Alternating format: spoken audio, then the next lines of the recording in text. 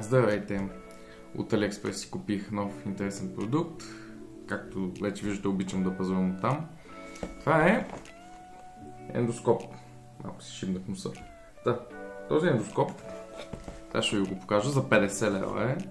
Което мисля, че за това, което видях, защото вече съм го отворил, е много добра цена.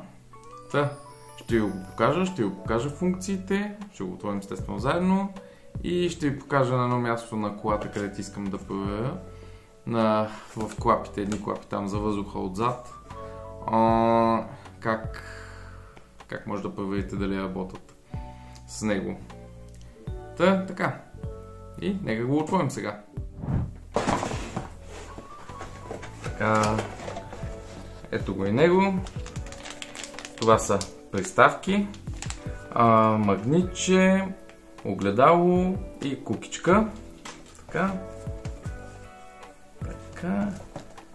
Ето е камерката.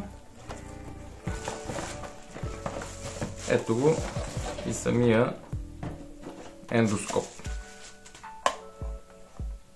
Има вътре и кабел за зареждане. Ето го. USB-C е. И да го включим. Като натиснете Power бутона, тук е за зареждане и за рестартиране, ако се наложи и забие. Така, задържате Power бутона.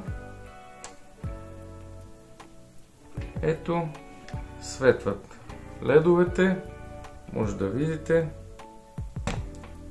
Така, сега това е да е черно и бяло, ако искате.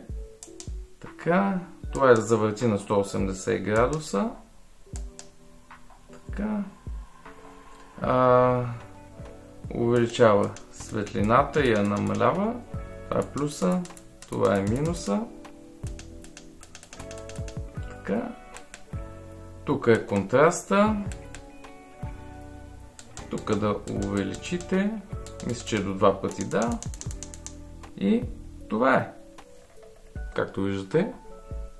Сега ще отидем да го изпробваме.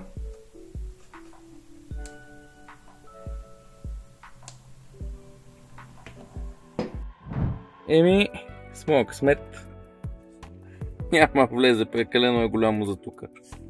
Трябва да изчиста клапите. Но може да видите оранжевото, където съм го принтирал. Даже май в един клип по-назад съм показал как съм го правил. Оказва се, че работи това. Това поне работи. Но не влиза тук. Сега ще видим отпред дали влиза. Тук изненадващо някъде ви опитах. Тук влиза.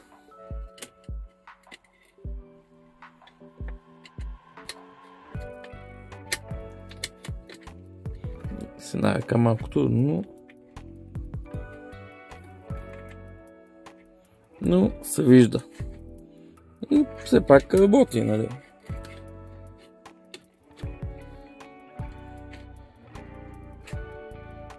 Добре. Това е. Ако ви харесва, ще оставя линк в описанието и да можете да си го поръчате.